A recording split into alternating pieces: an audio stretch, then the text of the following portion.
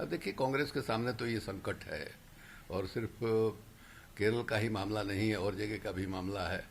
कई जगह लोग पार्टी छोड़ छोड़ करके जा रहे हैं। कांग्रेस पार्टी को माने इस मुतालिक जो है विचार करना चाहिए, और कोई जो कांग्रेस के अंदर एक संकट चल रहा है उसका समाधान जो है करना चाहिए।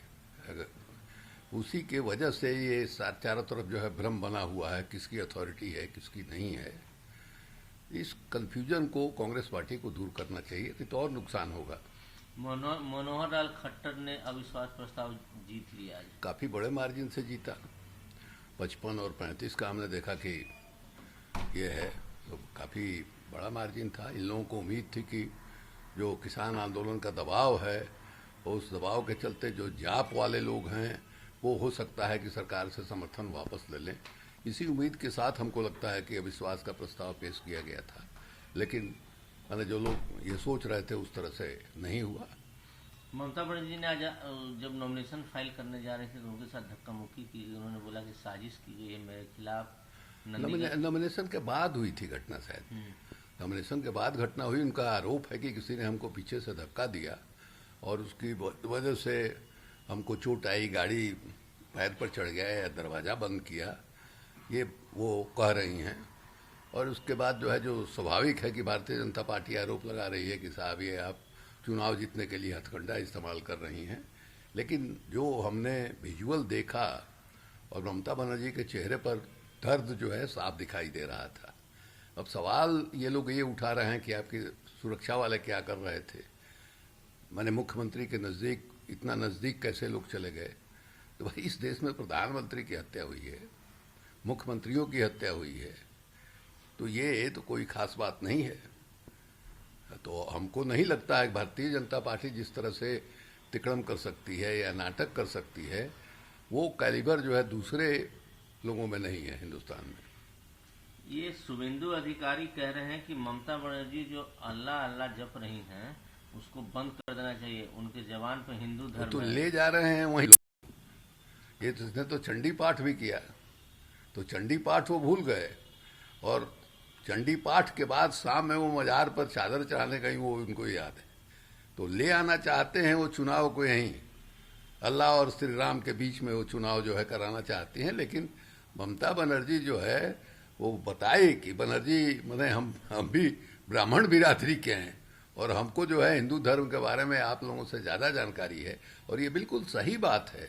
हिंदू धर्म क्या है इसकी कोई जानकारी, इसकी कोई समझ, या भारतीयता क्या है इसकी कोई समझ भारतीय जनता पार्टी के पास और आरएसएस वालों के पास नहीं है, सिवाय इसके कि वो हिंदू मुसलमान करके सांप्रदायिक आधार पर ध्रुवीकरण बांट के और देश में वोट जो है जीत रहे हैं।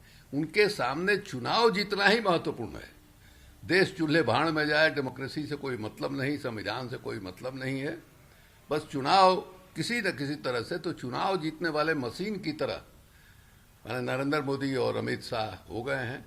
ये दोनों गुजराती मिलके पूरे हिंदुस्तान पर कब्जा करना चाहते हैं। अधीर रंजन चौधरी कह रहे हैं कि ब्राह्मण बनने का ढोंग कर रही है ममता बनर्जी बीजेपी के डर से। अब पता नहीं, अगर इधर कहीं बनर्जी टाइटल जो है इधर उन्होंने रख लिया हो एफिडेविट करा के, तो उसके बारे में हमको जानकारी नहीं है। लेकिन हम तो लंबे समय से सुन रहे हैं, यानी हमने वो दृश्य भी देखा है। हमको याद है कि जब जयप्रकाश नारायण गए थे कलकत्ता में, तो ममता बनर्जी उनके एम्बेसडर गाड़ी के छत पर नाच रही थी। उस समय भी उनका नाम ममता बनर्जी ही था, और बनर्जी जो है बंगाल के लोगों के में ब्राह्मणों की टाइटल है, बनर्जी, चटर्जी और क्या क्या। तो इसलिए ये जो कह रहे हैं इसका कोई अर्थ नहीं है। तीरथ सिंह रावत ने मुख्यमंत्री की शपथ ली है, प्रधानमंत्री ने उनको बधाई भी दी है। तब तक यही प्रधानमंत्री बने। अब वहाँ जो संकट था, उस संकट की वजह से पुराने मुख्यमंत्री को हटाया गया इन लोगों को, और हमारी जो जानकारी है उसके आधार पर वो मतलब और भी मुख्यमंत्री हटाए जाएंगे, क्योंकि इसके पहले 2 बार ये लोग धक्का खा चुके हैं। मैंने रघुवर दास जो झारखंड के मुख्यमंत्री थे, उनके खिलाफ काफ़ी मैंने वहाँ रोष था, एकदम नकारात्मक मैंने उनके बारे में सारी रिपोर्ट आ रही थी, लेकिन लोगों ने लड़वा दिया। नतीजा हुआ कि बीजेपी वहाँ बाहर चली गई। वही मनोहर लाल खट्टर के साथ हो गया, बहुमत तो उनको मिला नहीं, ये तो जाप के समर्थन से उनकी सरकार बन गई। तो बहुत संभावना इस बात की है कि विधानसभा आगे जिन जिन राज्यों में होगा जहां भारतीय जनता पार्टी की सरकार है, वहां मुख्यमंत्रियों को बदला जा सकता है।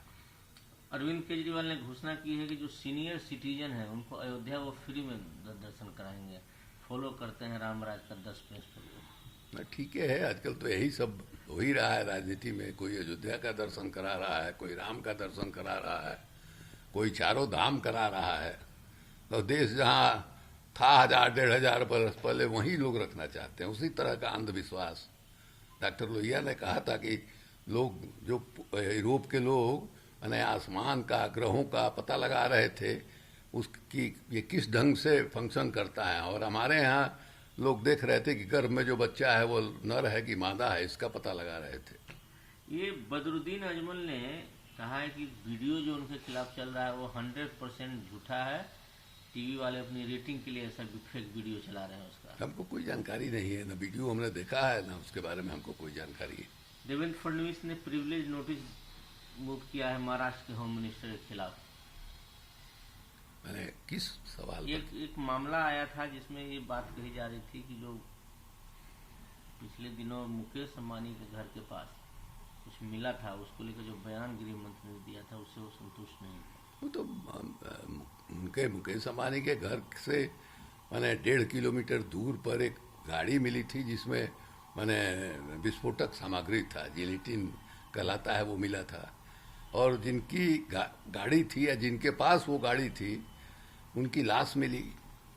अब इन लोगों का कहना है, मैंने भारतीय जनता पार्टी का आरोप है कि जिनकी लाश मिली है, जिनकी गाड़ी थी, उनकी पत्नी का कहना है कि उसके 3 दिन पहले से जो पुलिस वाला है उनके पीछे लगा हुआ था, और उन्होंने आशंका जाहिर की है कि वो ही मैंने वो हत्या कर सकता है।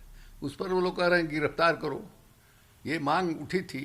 अब इसमें मैंने प्रिविलेज मोशन किस सवाल पर आया है इसकी जानकारी हमको नहीं है, लेकिन अब अपोजिशन की भूमिका में है फडणवीस साहब, कोई काम है नहीं, तो इसलिए इस सब तरह का मामला उठा के अपने को मैंने राजनीति में रिलीवेंट बनाए रखना चाहते हैं।